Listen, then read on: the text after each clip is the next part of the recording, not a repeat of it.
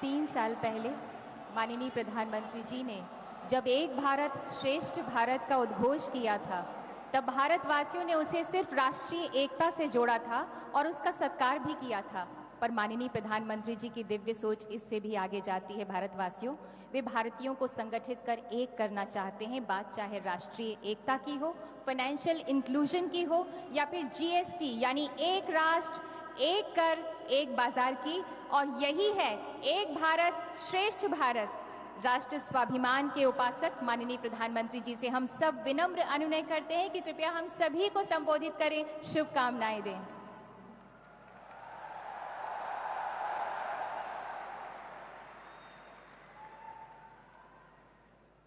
नमस्ते।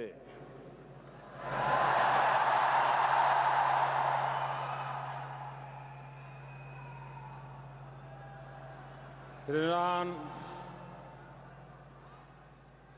नीलेश विकमसे, अध्यक्ष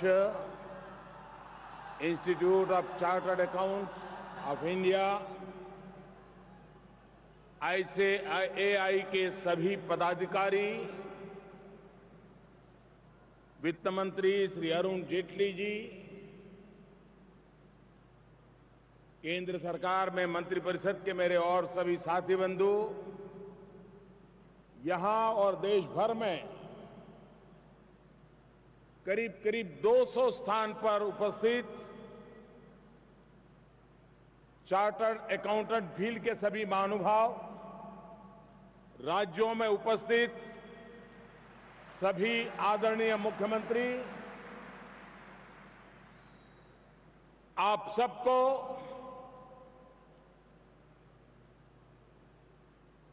दिल्ली में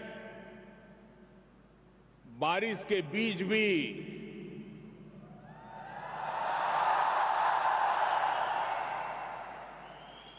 ये उमंग और उत्साह के साथ आप सबको मेरी तरफ से नमस्कार।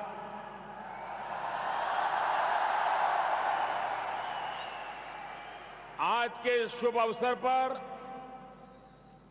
जिनका फेलिसिटेशन किया गया है,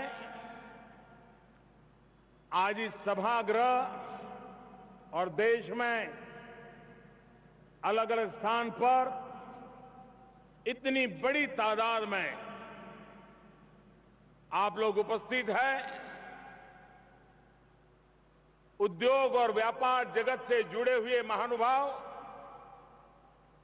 टीवी और रेडियो पर देखने और सुनने वाले सभी देशवासी, नौजवान दोस्तों, भाई और बहनों,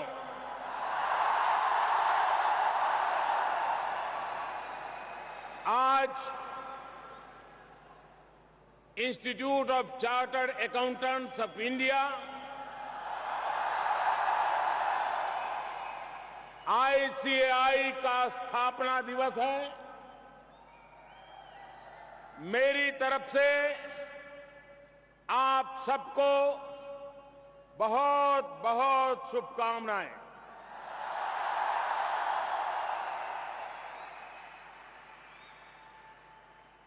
और ये सुभग संयोग है कि आज से ही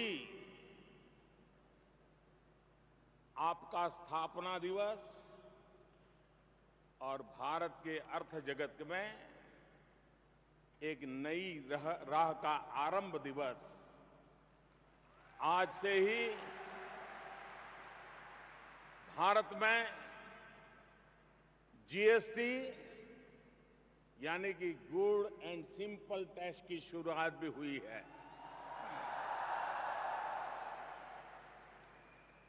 मेरे लिए ये खुशी का विषय है कि इस ऐतिहासिक अवसर पर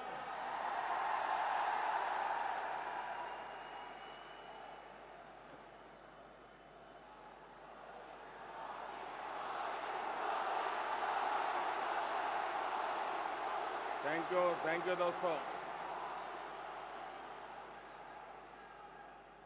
इस ऐतिहासिक अवसर पर मैं आप लोगों के बीच उपस्थित हूं।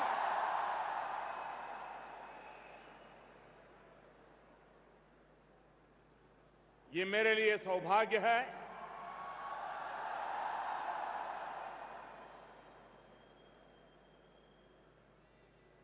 नौजवानों,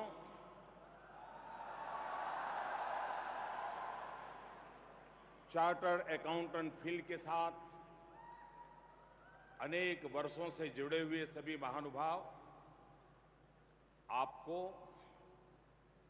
देश की संसद ने एक पवित्र अधिकार दिया है।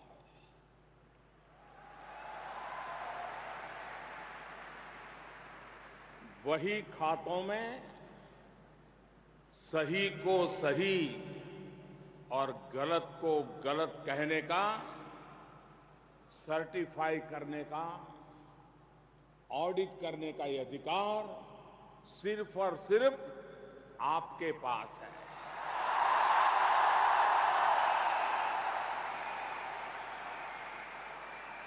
जैसे डॉक्टर समाज के और व्यक्ति के शारीरिक स्वास्थ्य की चिंता करते हैं, वैसे ही आप पर समाज के आर्थिक स्वास्थ्य की जिम्मेदारी होती है।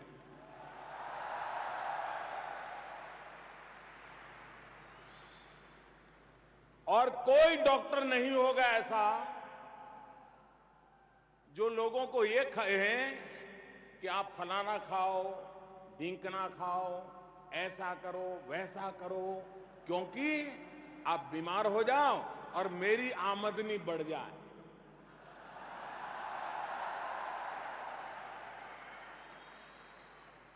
डॉक्टर को पता है कि अगर वो बीमार होगा तो उसकी रोजी रोटी कमाई बढ़ेगी, लेकिन फिर भी डॉक्टर कहता है कि आपको स्वस्थ रहने के लिए ये करना होगा। मेरे साथियों, समाज की आर्थिक व्यवस्थाएं स्वस्थ रहे, उनमें गलत चीजों का प्रवेश ना हो, ये आप देखते हैं।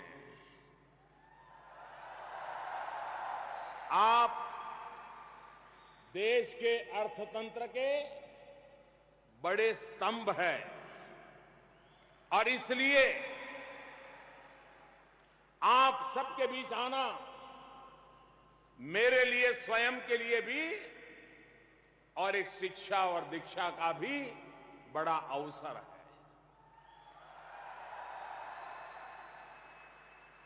दुनिया भर में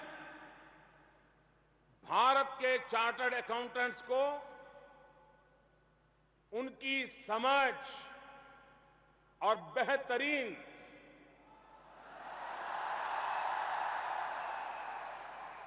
फाइनेंशियल स्किल्स के लिए जाना जाता है।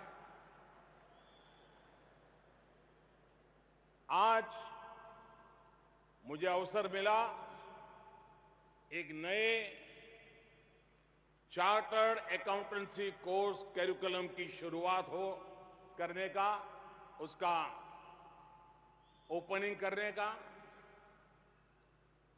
आपके डायनेमिक कोर्स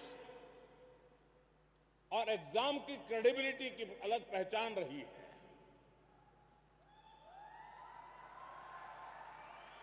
मुझे उम्मीद है कि नया कोर्स इस प्रोफेशन में आने वाले नए लोगों की फाइनेंशियल स्किल्स को और मजबूत करेगा और हमें अब हमारे इस इंस्टीट्यूशंस और ह्यूमन रिसोर्स डेवलपमेंट में जो ग्लोबल बेंचमार्क है, ग्लोबल रिक्वायरमेंट्स है, उसके अनुरूप हमारे ह्यूमन रिसोर्स डेवलप करने की दिशा में हमें लगातार डायनेमिक व्यवस्थाओं को विकसित करना होगा। हमारे कोर्सेज में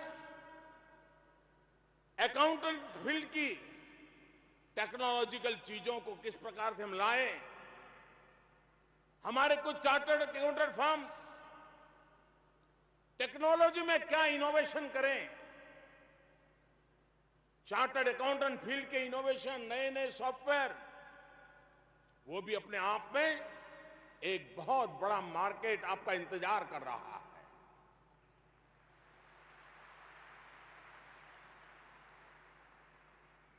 फ्रेंड्स, हमारे शास्त्रों में 4 पुरुषार्थ बताए गए हैं।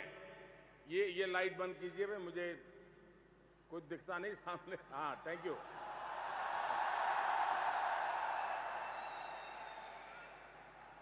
हमारे शास्त्रों में 4 पुरुषार्थ की चर्चा की गई है। धर्म, अर्थ, काम, मोक्ष। आपने कभी सोचा है जिस प्रकार से धर्म और मोक्ष की चर्चा करें तो ऋषि मुनि हमको दिखते हैं, उसी की बराबरी में अर्थ जगत का कारोबार, नेतृत्व आपके हाथ में है, आप उसकी बराबरी में हैं। और इसलिए अगर आपको मैं अर्थ जगत का ऋषि मुनि कहूंगा तो वो गलत नहीं होगा।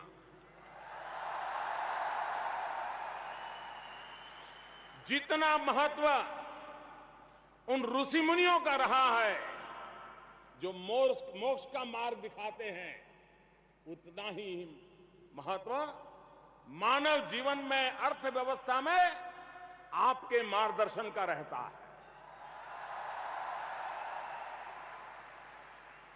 अर्थ का सही आचरण क्या है, कौन सा मार्ग सही है, ये दिशा दिखाने का दायित्व चार्टर्ड अकाउंटेंट फील्ड के हर छोटे मोटे व्यक्ति का है।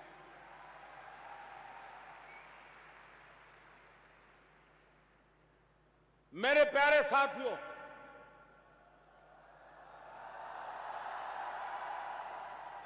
जो प्यार आप मुझ पे बरसा रहे हो,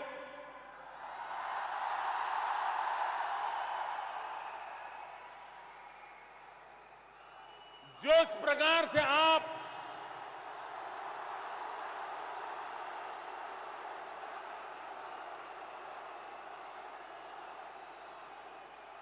मेरा हौसला बढ़ा रहे हो,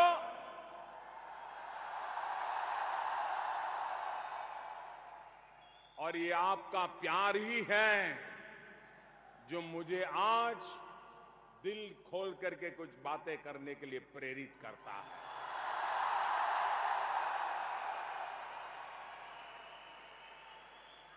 मेरी और आपकी देशभक्ति में कोई कमी नहीं है।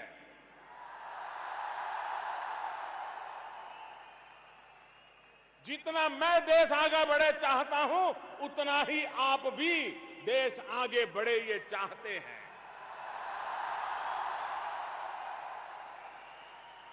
लेकिन कुछ सच्चाइयां हैं जो कभी कभी सोचने के लिए मजबूर करती हैं। आप लोगों ने, जो पुराने अनुभवी लोग हैं, उनसे सुना होगा कि अगर किसी घर में आग लग जाए,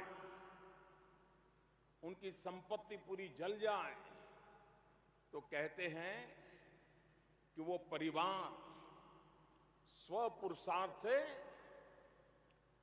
बहुत जल्द फिर से खड़ा हो जाता है। कष्ट होता है, तकलीफ होती है, लेकिन वो उठ बैठ करके अपना कारोबार शुरू कर देता है। समय रहते संकट से बाहर आ जाता है। लेकिन हमारे बुजुर्ग लोग कहते हैं, आग लगने के बाद अगर घर को खड़ा करना है तो परिवार कर देता है, लेकिन परिवार का ही एक सदस्य अगर चोरी करने की आदत रखता है तो वो परिवार कभी खड़ा नहीं हो सकता है।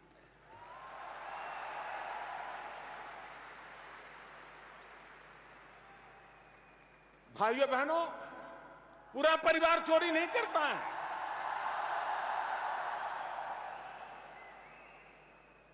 परिवार का एकाध सदस्य परिवार के नियमों को तोड़ करके बीच बीच में से निकाल देता है, परिवार समाप्त हो जाता है।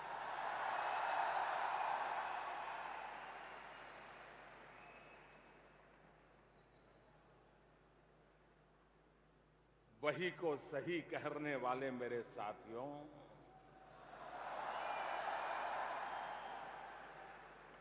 इसी तरह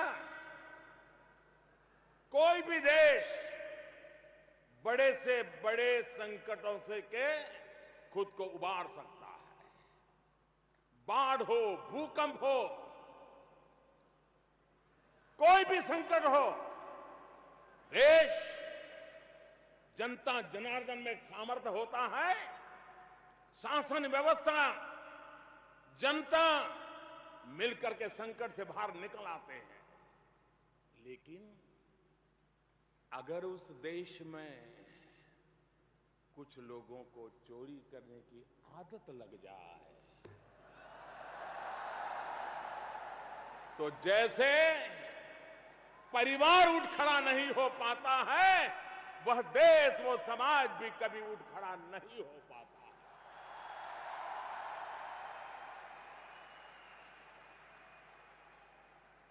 सारे सपने टूट जाते हैं, विकास रुक जाता है। कुछ ही लोग होते हैं जो ये प्रगति को रोकने का काम करते रहते हैं। ऐसे लोगों के खिलाफ सरकार ने पिछले 3 वर्षों में कई कड़े कदम उठाए हैं।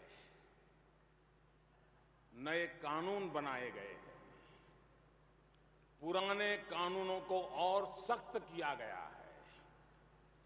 कितने ही देशों के साथ समझौते किए हैं, पुराने जो समझौते थे उसमें बदलाव किया गया है। विदेश में काले धन के खिलाफ कार्रवाई का क्या असर हो रहा है, इसकी गवाही स्विस बैंक के ताजा आंकड़ों से मिल रही है।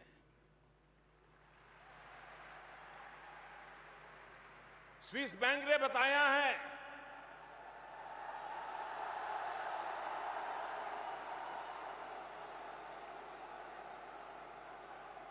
भारतीयों द्वारा जमा राशि अब तक के रिकॉर्ड में सबसे नीचे स्तर पर पहुंच गई है।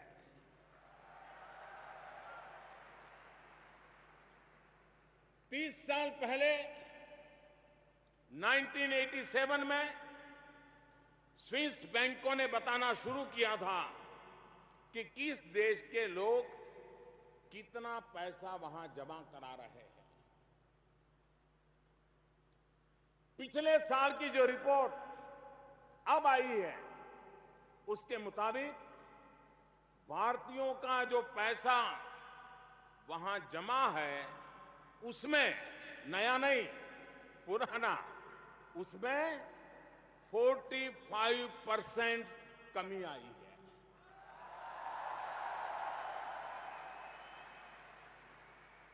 दो 2014 से, जिस दिन आपने मुझे काम दिया, उस दिन से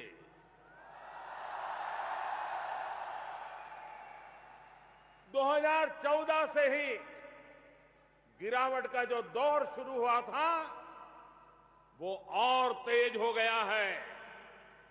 और आपको जानकर के दुख भी होगा, आश्चर्य भी होगा।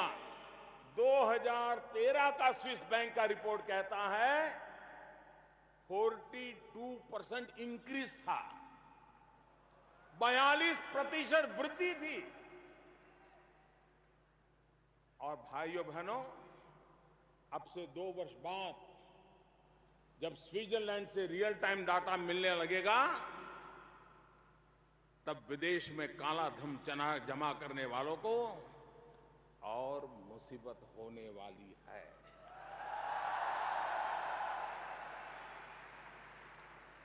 आपके तो ऐसे कोई क्लाइंट नहीं होंगे, मुझे विश्वास है।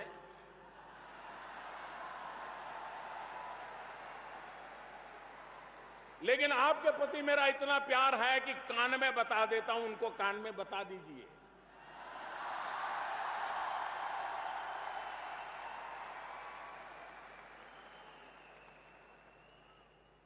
साथियों, देश में भी एक तरफ मैं स्वच्छता अभियान को भी चला रहा हूं और दूसरी तरफ अर्थव्यवस्था में सफाई अभियान भी चला रहा हूं।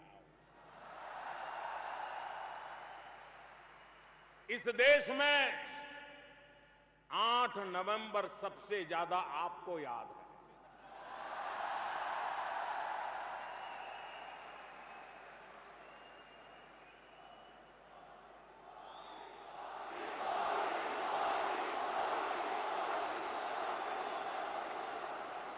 डिमोनेटाइजेशन का फैसला भी काले धन और भ्रष्टाचार के खिलाफ एक बहुत बड़ा कदम था।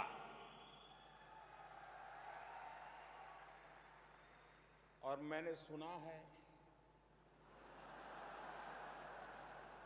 सच है गलत है आप जाने, लेकिन मैंने सुना है कि 8 नवंबर के बाद आप लोगों को बहुत काम करना पड़ा। आप लोगों को इतना काम करना पड़ा, इतना काम करना पड़ा,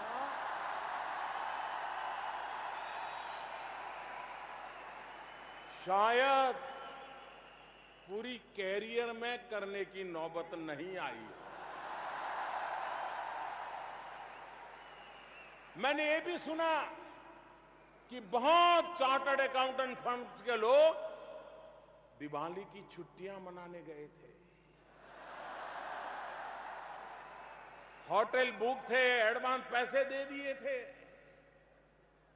लेकिन सब कुछ कैंसिल करके वापस आ गए।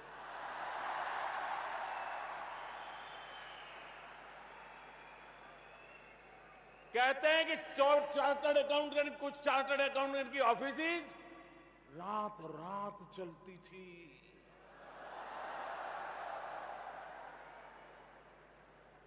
अब मुझे मालूम नहीं है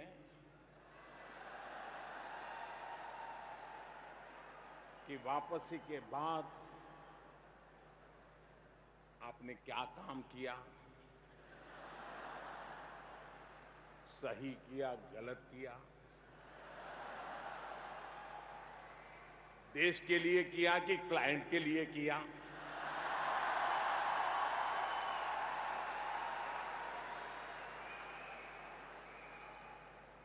लेकिन किया जरूर था।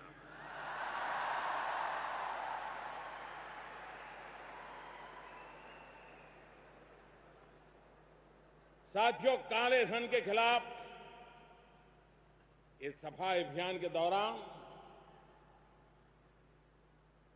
मैं पहली बार कुछ बातें आज आपके सामने शेयर कर रहा हूं,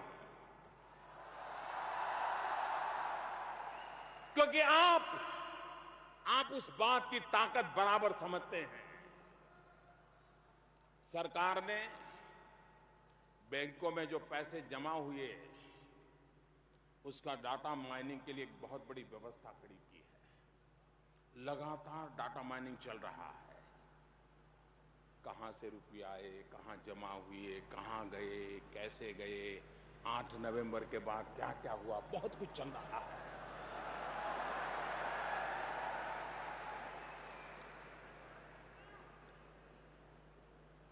ये जो डाटा माइनिंग चला है, अभी अभी हमने किसी को पकड़ करके पूछताछ नहीं की है, सिर्फ आंकड़े का अध्ययन किया है। मेरे प्यारे साथियों, मैंने पहले ही कहा,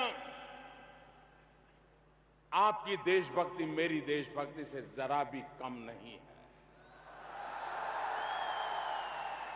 लेकिन आप देखिए, 3 लाख से ज्यादा, मैं आज पहली बार ये सारी बातें बता रहा हूं, देश ये सुनकर के चौंक जाएगा।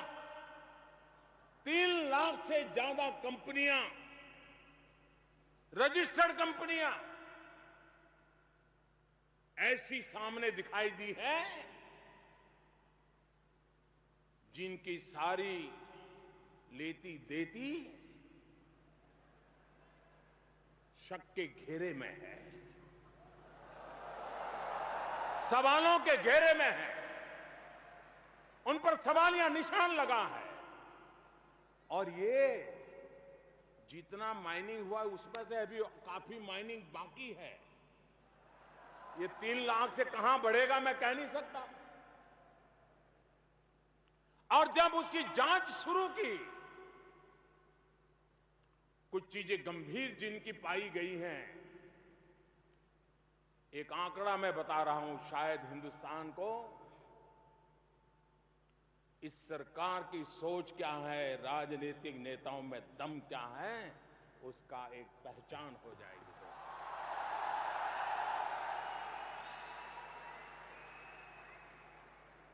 एक तरफ पूरी सरकार और मीडिया, व्यापारी जगत, सबका ध्यान 30 तारीख रात को 12 बजे क्या होगा उस पर था, 1 जुलाई क्या होगा उस पर था। 48 घंटे पहले 1 लाख कंपनियों को कलम के एक जाट से ताला लगा दिया है। दोस्तों,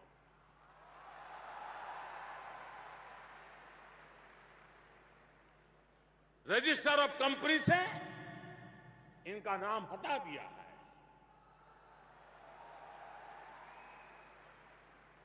ये मामूली निर्णय नहीं है दोस्तों। राजनीति के हिसाब किताब करने वाले ऐसे फैसले नहीं ले सकते हैं। राष्ट्रहित के जीने वाले ही ऐसे फैसले कर सकते हैं।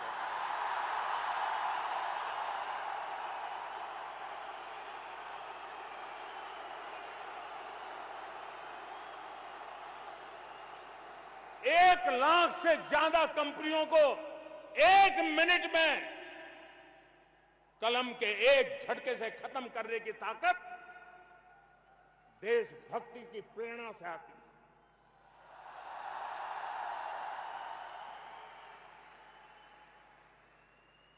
जिन्होंने गरीब का लूटा है, उनको गरीबों को लौटाना ही पड़ेगा।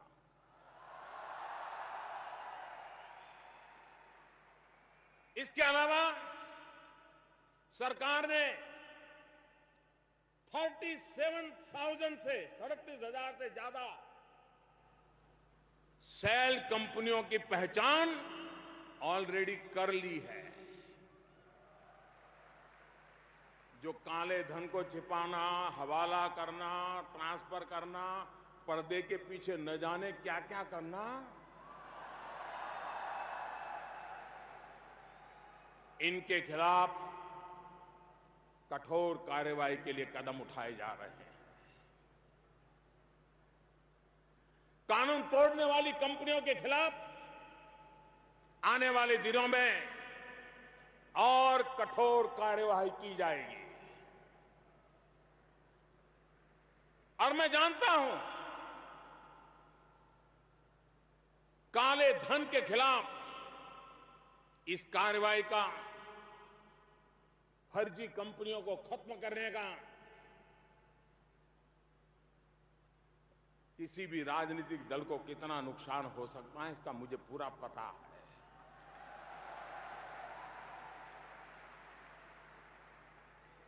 लेकिन किसी न किसी ने तो देश के लिए जीना पड़ेगा।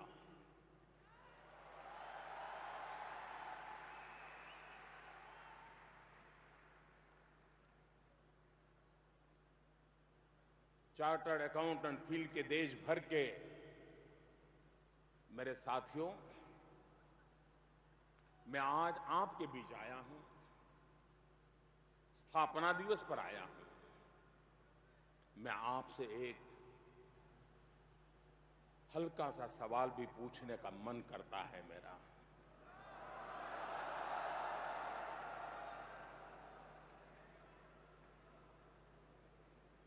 वही को सही करने का जिसके हाथ में ताकत है, डीमोनेटाइजेशन के बाद कोई तो होगा ना जिसने इन कंपनियों की मदद की होगी।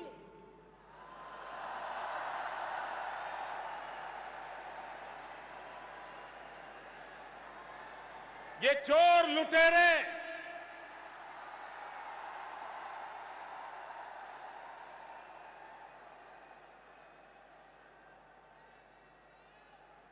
ये कंपनियां किसी न किसी आर्थिक डॉक्टर के पास तो जरूर गई होगी।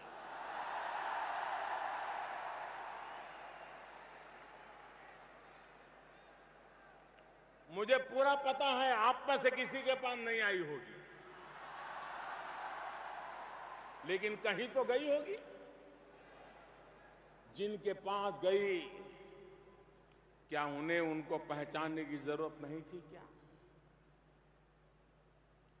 और जिन्होंने ऐसे लोगों की उंगली पकड़ी हो, जिन्होंने ऐसे लोगों को सहारा दिया हो, जिन्होंने ऐसे लोगों को रास्ता दिखाया हो, क्या आपके भीतर बैठे हुए ऐसे लोगों को आपने अब पहचान लेने की जरूरत है कि नहीं? उनको जरा किनारे करने की जरूरत लगती है कि नहीं लगती है?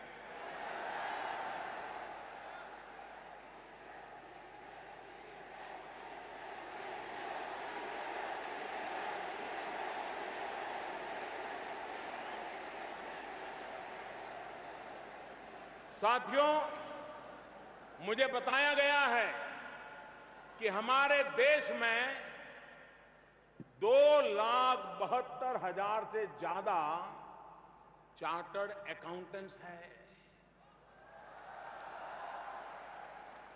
आपके साथ आर्टिकुलेट असिस्टेंट्स भी, और उनकी संख्या भी करीब करीब 2 लाख के बराबर है। और अगर हम सारे चार्टर्ड अकाउंटेंट्स, आर्टिकुलेट असिस्टेंट्स, आपके साथ दूसरे कर्मचारी, इन सभी को जोड़ दें तो मेरा मोटा मोटा अनुमान है कि ये संख्या 8 लाख से भी ज्यादा है। आपका परिवार, इस फील्ड का परिवार 8 लाख से ज्यादा है। यानी कि ये सिर्फ आपके प्रोफेशन में। अब मैं आपके सामने कुछ और तथ्य रखता हूं, क्योंकि आप आंकड़ों से बातें जल्दी समझ लेते हैं।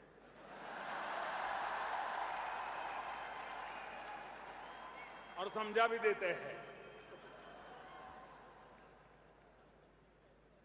अनुमान है कि हमारे देश में 2 करोड़ से ज्यादा इंजीनियर और मैनेजमेंट के ग्रेजुएट्स हैं।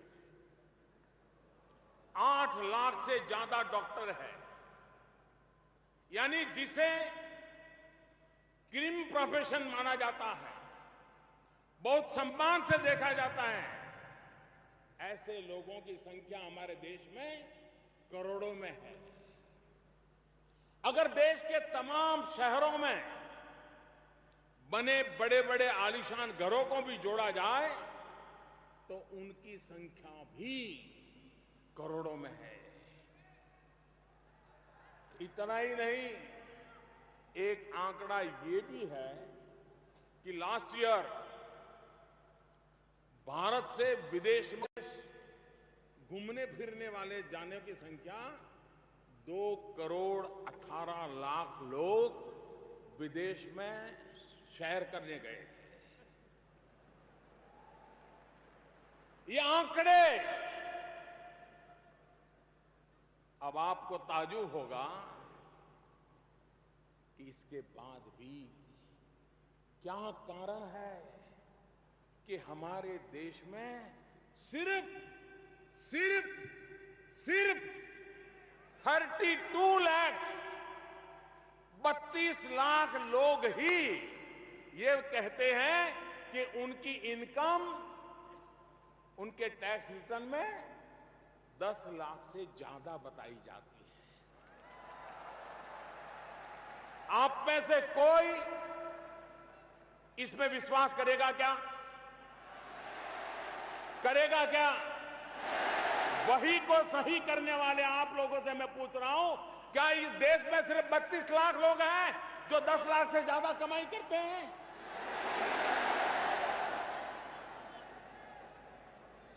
मेरे प्यारे साथियों, देश की कड़वी सच्चाई यही है कि ये संख्या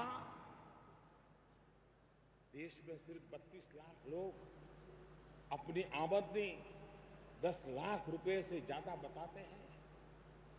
मैं समझता हूं ये अपने आप में ज्यादातर देश में सैलरी कास्ट जो है, जिनकी फिक्स आय है, सरकारी तनख्वाह निकलता है, प्राइवेट कंपनी से तनख्वाह निकलता है, इसके सिवाय देश में क्या स्थिति है? और इसलिए भाइयों बहनों, मैं और आंकड़ों में जाना नहीं चाहता हूं, लेकिन इससे आपको पता चलेगा कि देश में करोड़ों गाड़ियां हर वर्ष खरीदी जाती हो और फिर भी देश के खजाने में अपनी जिम्मेवारियां न भरी जाए, तो इससे बड़ा चिंता का विषय होगा। मैं और आंकड़ों के बजाय आगे अपनी बात बताते हुए आपसे कहना चाहता हूं, अगर हमारे चार्टर्ड अकाउंटेंट भाई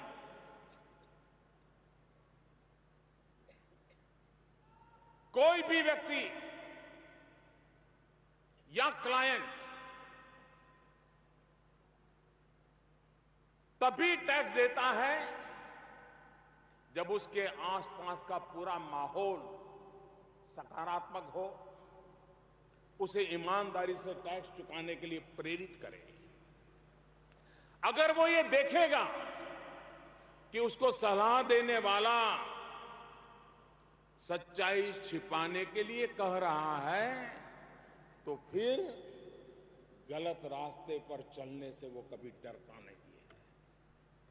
और इसलिए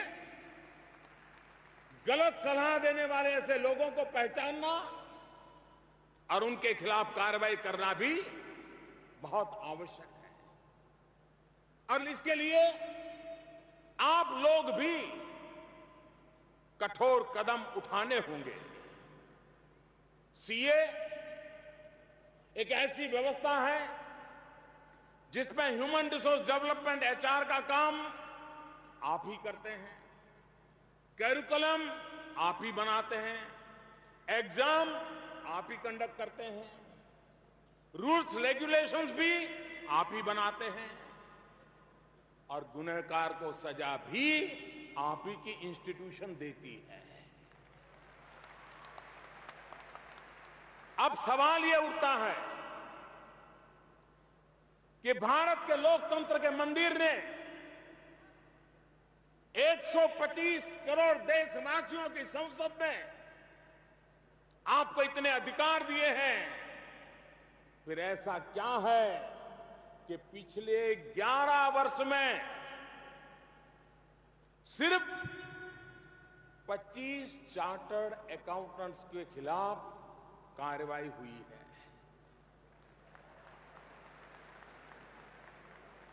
क्या सिर्फ 25 लोगों ने ही गड़बड़ की होगी?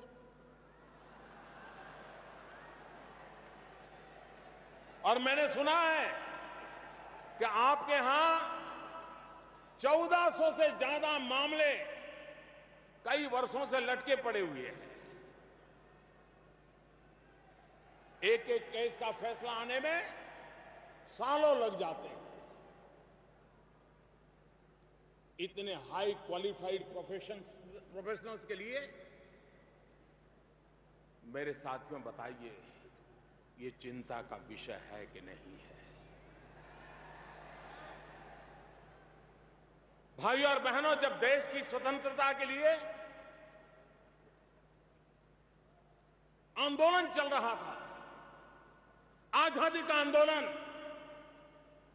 देश के अनेक नौजवानों ने फांसी के तख्त को अपने गले लगा लिया था। देश के कई महापुरुषों ने अपने जवानी जेलों में खपा दी थी देश की आजादी के लिए। और उस समय देश के कई प्रोफेशनल्स के जो आगे बढ़कर के इस आजादी के आंदोलन में आगे आए थे, उसकी कमान संभाली थी। और उन सारे प्रोफेशनल्स देखे तो उसमें ज्यादातर जो वकील के वकालत करते थे, बैरिस्टर थे, वो बहुत बड़ी मात्रा में आजादी के आंदोलन का नेतृत्व करते थे। वो कानून जानते थे, कानून के खिलाफ, कानून के रहते हिंदुस्तान के लिए लड़ना, उसकी क्या सजा होगी उसका पूरा पता था। उसके बावजूद भी उस जमाने की पूरी वकील आलम, जिनकी वकालत अच्छी खासी चलती थी, अपनी वकालत छोड़ करके ये देश के लिए आगे आए थे। और सिर्फ महात्मा गांधी, सरदार पटेल, डॉक्टर अंबेडकर, जवाहरलाल नेहरू ही नहीं, बल्कि डॉक्टर राजेंद्र प्रसाद, पंडित मदन मोहन मालवीय, बाल गंगाधर तिलक, मोतीलाल नेहरू, सी राजगोपालाचारी, देशबंधु चित्तरंजन दास, सैफुद्दीन किचलू, भुलाभाई देसाई, लाला लजपत राय, तेज बहादुर सप्रू, आसफ अली, गोविंद वल्लभ पंत, कैलाशनाथ काटजू, अनगिनत नाम जो वकालत के प्रोफेशन में से देशभक्ति से प्रेरित होकर के देश की आजादी के लिए अपनी जवानी खपा रहे थे। इनमें से कई दिग्गज थे जिन्होंने देश के संविधान के निर्माण में भी बहुत ही निर्णायक भूमिका निभाई थी। और भाइयों बहनों, इस बात को हम नहीं भूल सकते कि इन महापुरुषों के बिना देश का इतिहास अधूरा है। साथियों, आज हमारा देश इतिहास के एक और अहम पड़ाव पर है। 1947 में स्वतंत्रता के बाद, देश के राजनीतिक एकीकरण के बाद, अब आज देश आर्थिक एकत्रीकरण के दौर से एक नई यात्रा को प्रारंभ कर रहा है।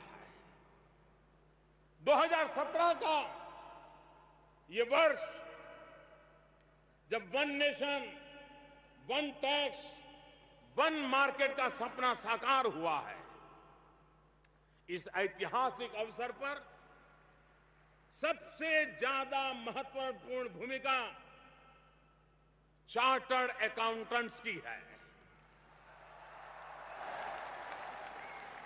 आप मेरी भावना को समझिए दोस्तों, आजादी के आंदोलन में वकील जगत के लोगों ने, वकालत करने वाले लोगों ने हिंदुस्तान के नागरिकों की स्वतंत्रता और के अधिकार के लिए अपनी जान की बाजी लगा दी थी। आज उस जमाने की तरह आपको जान की बाजी लगा देने की जरूरत नहीं है। आपको जेल के शिकंजों के पीछे जाने की आवश्यकता नहीं है। यह देश आपका है। ये देश का आने वाला भविष्य आपके संतानों का भी है। और इसलिए इस नए दौर का नेतृत्व जैसे आजादी के पहले उन वकीलों ने किया था, आज आर्थिक विकास की इस यात्रा का नेतृत्व मेरी चार्टर्ड अकाउंटेंट फौज ने करना होगा। और आप देखिए, आपसे बढ़कर आर्थिक क्षेत्र की इस ऊंचाई को पाने का रास्ता और कोई मजबूत नहीं बना सकता। काले धन को खत्म करने के लिए, भ्रष्टाचार को खत्म करने के लिए, अपने क्लाइंट्स को, मैं फिर कहता हूं, अपने क्लाइंट्स को ईमानदारी के रास्ते पर ले चलने के लिए आपको आगे बढ़कर के कमान संभालनी होगी। साथियों, चार्टर्ड अकाउंटेंट्स देश के इकोनॉमिक सिस्टम के भरोसेमंद एम्बेसडर होते हैं। आप सरकार और टैक्स देने वाले नागरिकों और कंपनियों के बीच इंटरफेस का काम करते हैं। आपका सिग्नेचर देश के प्रधानमंत्री के सिग्नेचर की वो ताकत नहीं है जो ताकत एक चार्टर्ड अकाउंटेंट के सिग्नेचर की होती है।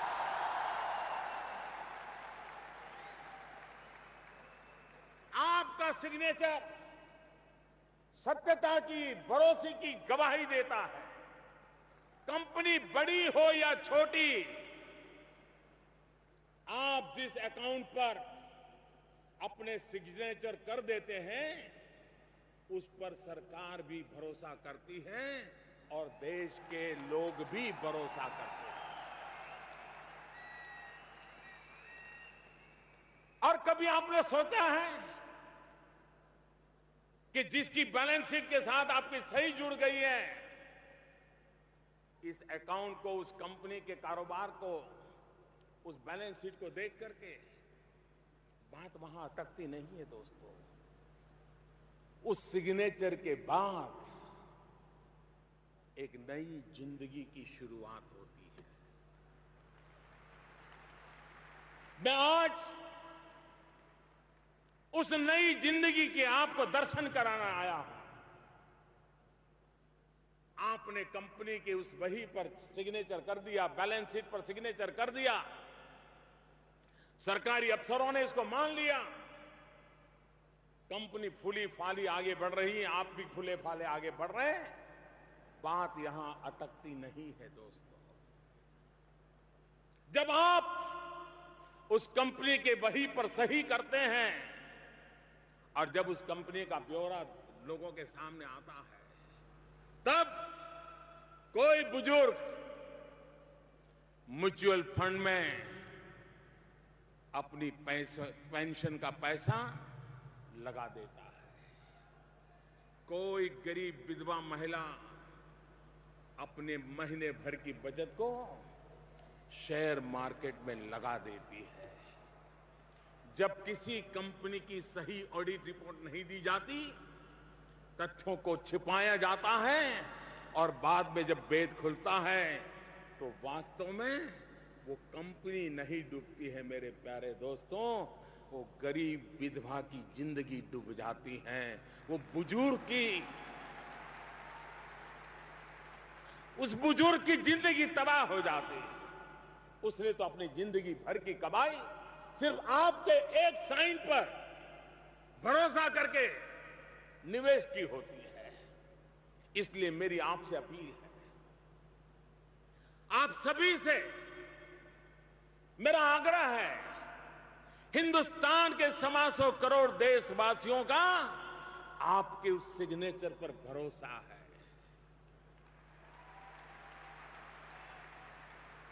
उस भरोसे को कभी टूटने मत दीजिए, उसको खरोच भी मत आने दीजिए। अगर आप अपने मन मंदिर में ये महसूस करते हैं कि ये भरोसा टूटा है, तो इसे फिर से बनाने के लिए आगे आइए, पहल कीजिए। 2017 जुलाई की पहली तारीख आपकी स्थापना दिवस आपको नया अवसर लेकर के आई है। मैं आपको निमंत्रण देता हूं, ईमानदारी के उत्सव में शरीक होने के लिए मैं आपको निमंत्रण देने आया। अपने काम के महात्मा को समझिए, फिर उसी हिसाब से रास्ते तय करके देखिए, समाज आपको कितने गर्व से देखने लगेगा, आपको खुद को इसकी अनुभूति होगी। साथियों, टैक्स रिटर्न शब्द है, उसमें टैक्स रिटर्न शब्द के अलग अलग ओरिजिन है, लेकिन मुझे लगता है देश को जो टैक्स मिलता है वो देश के विकास के काम में आता है, यही टैक्स रिटर्न है। ये महंगाई को रोकने में अहम भूमिका निभाता है। इससे किसी ऐसी महिला को जिसे गैस कनेक्शन मिलता है, जिसने पूरी जिंदगी लकड़ी पर ही खाना बनाया है, इन्हीं पैसों से किसी ऐसे बुजुर्ग को पेंशन मिलती है जिसके बच्चों ने उसका खर्च उठाने से इनकार कर दिया है। इन्हीं पैसों से नौजवान को स्कॉलरशिप मिलती है जो दिन भर इसलिए मजदूरी करता है ताकि इवनिंग क्लास में जा सके और अपनी पढ़ाई पूरी कर सके। इन्हीं पैसों से किसी बीमार गरीब को सस्ती दवा मिलती है जिसके पास इलाज के लिए पैसे नहीं है। वो बीमार होने पर छुट्टी नहीं ले सकता, वो बीमारी में भी दिन भर काम करता रहता है ताकि शाम को उसके बच्चों को भूखा सोना न पड़े। टैक्स से मिला पैसा देश के बहादुर सैनिकों के काम आता है जो सीमा पर अपने जान की परवाह न करते हुए हम सबकी रक्षा कर रहे हैं। ये पैसे उन घरों में बिजली पहुंचाने के लिए काम आते हैं जहां स्वतंत्रता के 70 साल के बाद भी बिजली नहीं पहुंची उसके घरों में। आज तक कभी एक बल्ब भी नहीं जला है, वो अंधेरे में डूबे हुए हैं।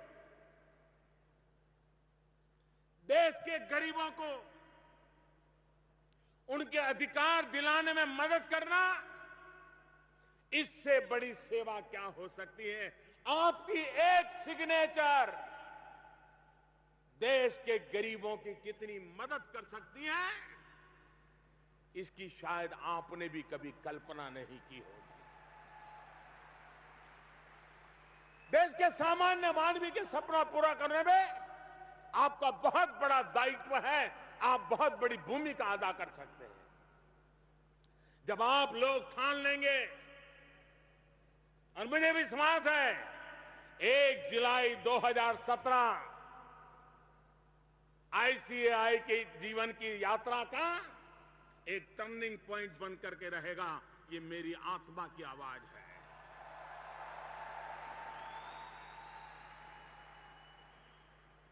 और मेरे साथियों, एक बार आप ठान लेंगे तो मैं विश्वास से कह सकता हूं कि टैक्स चोरी करने की हिम्मत कोई नहीं कर पाएगा। इंसान अपराध तभी करता है जब उसे पता होता है कि उसे कोई बचाने वाला है।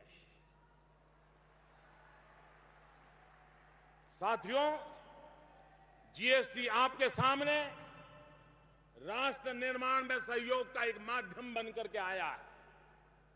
आप लोगों तक पहुंचिए, लोगों से बात कीजिए। और मुझे जब आ रहा था तब नीलेश मुझे बता रहे थे कि हम सभी जगह पे एक डेस्क शुरू कर रहे हैं ताकि व्यापारियों को सहायता हो, उनकी हम मदद करने वाले हैं। मैं उनको बधाई देता हूं, उनका आभार व्यक्त करता हूं। आप लोगों के पास पहुंचे, उनको जागरूक करिए, ईमानदारी की मुख्य धारा में आने के लिए प्रेरित करिए। इसी तरह चार्टर्ड अकाउंटेंट फील्ड के लोगों के लिए एक नई अपॉर्चुनिटी सरकार ने दी है। अभी से इसकी तैयारी कीजिए। खास करके मैं इस प्रोफेशनल के नौजवानों को निमंत्रित करता हूं, आइए।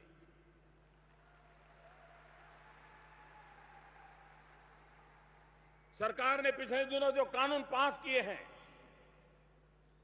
इंसॉल्वेंसी और बैंकरप्सी कोड, इसको सफल बनाने में, सही तरीके से लागू करने में भी चार्टर्ड अकाउंटेंट फील्ड के लोगों की बहुत बड़ी भूमिका है। इस कोड के तहत जब भी कोई कंपनी दिवालिया होगी तो उसका प्रशासनिक नियंत्रण इंसॉल्वेंसी प्रैक्टिशनर के पास आने वाला है। चार्टर्ड अकाउंटेंट्स इंसॉल्वेंसी प्रैक्टिशनर बनकर एक इस नए क्षेत्र में अपनी कैरियर की शुरुआत कर सकते हैं। ये कि एक नया रास्ता है जो सरकार ने आपके लिए खोला है। लेकिन आज के बाद आप जो भी रास्ता चुने उसमें सीए का मतलब होना चाहिए चार्टर और एक्यूरेसी, कंप्लायंस और ऑथेंटिसिटी। साथियों, 2022 में हमारा देश अपनी स्वतंत्रता के 75 वर्ष पूर्ण करेगा। इस वर्ष के लिए देश ने कुछ संकल्प किए हैं। नया भारत हम सबके परिश्रम की प्रतीक्षा कर रहा है। आप भी एक इंस्टीट्यूशन के नाते भी और एक चार्टर्ड अकाउंट व्यक्ति के नाते भी और देश के नागरिक के नाते भी 2022 जब भारत की आजादी के 75 साल हो, हम इस देश को जैसा देखना चाहते हैं ऐसा बनाने में हम अपना योगदान दें, अपनी भूमिका निभाएं। और 2022 जब देश की आजादी के 75 साल पूरे होंगे, उसके ठीक 2 साल के बाद institute of chartered accountants of India को भी 75 वर्ष हो जाएंगे। आप अभी से 75 वर्ष का कार्यक्रम अभी से बनाइए और इस इंस्टीट्यूशन को, उसके कैरेक्टर को किस ऊंचाई पर ले जाना है, उस ऐतिहासिक अवसर की प्रतीक्षा करते हुए अभी से अपना रोड मैप बनाइए और तय कीजिए आप देश को क्या देंगे। देश में आशा आकांक्षा लेकर के बैठे हुए कोटि कोटि नौजवानों के भविष्य के लिए क्या करेंगे? क्या आप देश को एक पारदर्शी और भ्रष्टाचार रहित व्यवस्था देने में मदद नहीं कर सकते क्या? क्या आप ये कहेंगे, क्या हिसाब किताब ये लगाएंगे कि आपने इतने लोगों को टैक्स देने से बचाया? क्या ये हिसाब किताब होगा कि मैंने अब इतने लोगों को टैक्स दे करके ईमानदारी की जिंदगी जीने के लिए प्रेरित किया? फैसला आपको करना है। आपके लिए, आप अपने लिए कुछ लक्ष्य तय करिए कि कितने लोगों को ईमानदारी की टैक्स चुकाने की मुख्य धारा में लाएंगे। इस लक्ष्य का आंकड़ा क्या होगा, ये आपसे बेहतर कौन बताएगा? इस बारे में सोचिए कि कैसे आप अपने प्रोफेशन में टेक्नोलॉजी का इस्तेमाल बढ़ाएंगे। चार्टर्ड अकाउंटेंट के फील्ड में फॉरेंसिक साइंस का कितना बड़ा रोल हो सकता है, उसको कैसे केयर किया जाए, उसको कैसे कैटर किया जाए, इनसे जुड़े भी लक्ष्य संभव हो तो उसको तय करना चाहिए। साथियों, एक और मेरे मन में अपेक्षा है आपसे, और ये अपेक्षा इसलिए है कि मुझे पूरा विश्वास है कि वो ताकत आप में है, आप में वो सामर्थ्य है।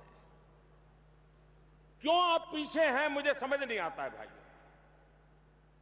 साथियों, दुनिया में 4 ऐसी बड़ी ऑडिट संस्थाएं हैं जो बेहद प्रतिष्ठित हैं और बड़ी बड़ी कंपनियां और संस्थाएं अपने ऑडिट का काम देती हैं।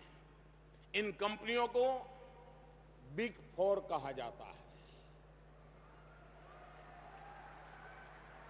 इन बिग 4 में हम कहीं नहीं हैं। आप में क्षमता भी है, योग्यता की कोई कमी नहीं है। क्या मेरे सारे साथी विश्व के अंदर हिंदुस्तान को अपना नाम रोशन करना है तो क्या आप लक्ष्य तय कर सकते हैं कि 2022 जब आजादी के 75 साल देश बनाता होगा तब तक बिग 4 को बिग 8 में बदल देंगे, और जो बिग 8 होंगे उसमें बिग 4 बिग 4 यही मेरे सामने जो लोग हैं उन्हीं में से होंगे दोस्तों। ये सपना हम लोगों का होना चाहिए। बिग 8 में शामिल होने के लिए 4 ऐसी हमारी कंपनियां, उनकी प्रतिष्ठा, उनकी प्रोफेशनलिज्म मुश्किल काम नहीं है दोस्तों। विश्व के अंदर चार्टर्ड अकाउंटेंट की दुनिया में भी आपका डंडा बजना चाहिए साथियों। आखिर में मैं आपको आपके क्षेत्र के सबसे पुराने और सबसे सम्मानित अर्थशास्त्री चाणक्य की एक सलाह याद दिलाना चाहता हूं। चाणक्य ने कहा है, कालाति क्रमात् काल एव फलम पिबती, यानी कर्तव्य का समय टल जाने के बाद समय ही उसकी सफलता को खत्म कर देता है। और इसलिए समय को, इस अवसर को हाथ से मत निकलने दीजिए। अभी कुछ देर पहले अरुण जी आपके सामने बात कर रहे थे, वो कह रहे थे हिंदुस्तान के जीवन में, विश्व के अंदर ऐसा मौका पहले कभी नहीं आया। आपके जीवन में भी ऐसा अवसर पहले कभी नहीं आया। मौका हाथ से मत जाने दीजिए दोस्तों। मैं आपको राष्ट्र निर्माण की मुख्य धारा से जुड़ने के लिए निमंत्रित करने आया हूं। आप मत भूलिए कि एक ऐसा प्रोफेशन है जिस प्रोफेशन में समाज की पूरी अर्थव्यवस्था को बचाए रखने का, टिकाए रखने का सर्वाधिक सामर्थ्य है। मैं एक बार फिर इंस्टीट्यूट को, उसकी फैकल्टी को और यहां उपस्थित सभी चार्टर्ड अकाउंटेंट्स को आईसीएआई के स्थापना दिवस पर बहुत बहुत शुभकामनाएं देता हूं। और देश भर में इस कार्यक्रम को वीडियो के माध्यम से देश के कोने कोने में और दुनिया के भी कुछ देशों में हमारे चार्टर्ड अकाउंटेंट जो देख रहे हैं, उनका भी मैं बहुत बहुत धन्यवाद करता हूं। आप सबका बहुत बहुत धन्यवाद करते हुए 1 जुलाई 2017, नई दिशा, नई गति, नया उमंग, आओ हम चल पड़े और देश के सामान्य मानवी को एक इस ईमानदारी के उत्सव में जोड़े। इसी एक कामना के साथ मैं आपका बहुत बहुत आभारी हूं। बहुत बहुत धन्यवाद दोस्तों, बहुत बहुत धन्यवाद।